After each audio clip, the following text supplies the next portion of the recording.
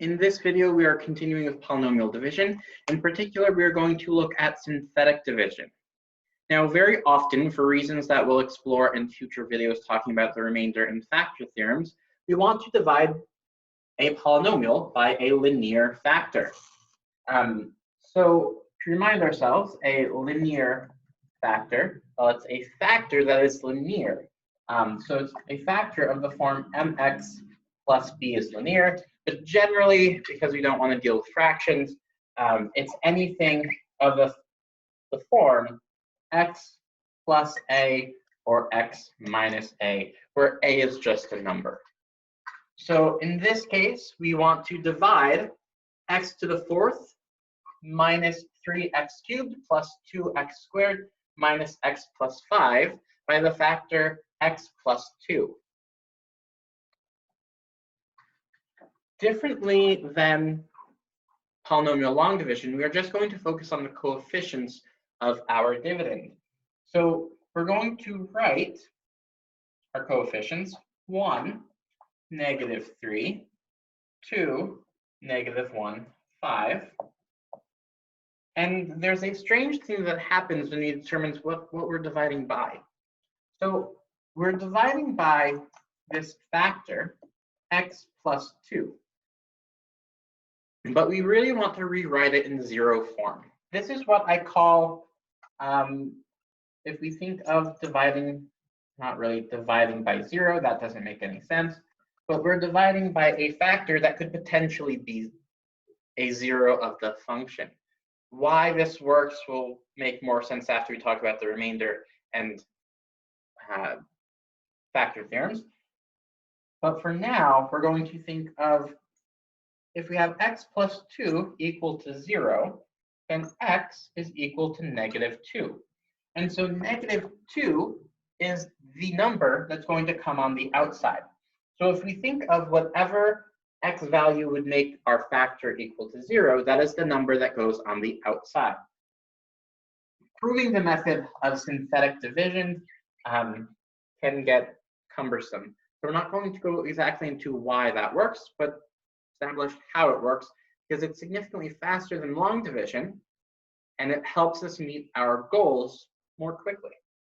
So I'm going to draw a line down here, and polynomial synthetic division begins by bringing down our first number, 1. And then we multiply this number by -2 and write it up here. So -2. Once we've gotten up here, we're going to add our two numbers. So -3 and -5, excuse me, -3 and -2 equals -5. And then I'm going to multiply this number by -2. So this gives me +10. A negative times a negative is a positive. And then I'm going to add once again. So 2 plus 10 is 12. Times -2 is -24. -1 plus -24 is -25. And -2 times -25 is +50, which gives us +55. Now, this is our quotient and our remainder.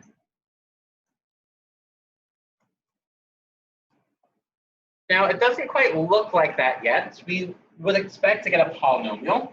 So I'm going to erase this part to make some space.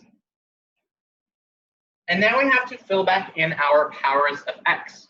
Notice that we started by having x to the fourth as our first term, and we divided by an x, which means our highest exponent now is going to be x to the fourth power.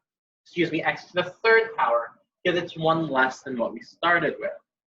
So I'll have 1 times x to the third minus 5x squared.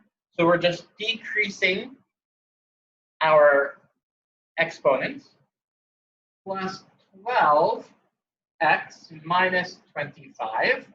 And then I'm going to write our remainder as plus 55 over x plus 2. So this gives us our quotient.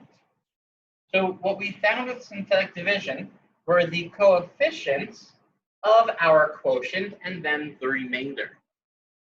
So whenever we're dividing by a linear factor, we can always use synthetic division.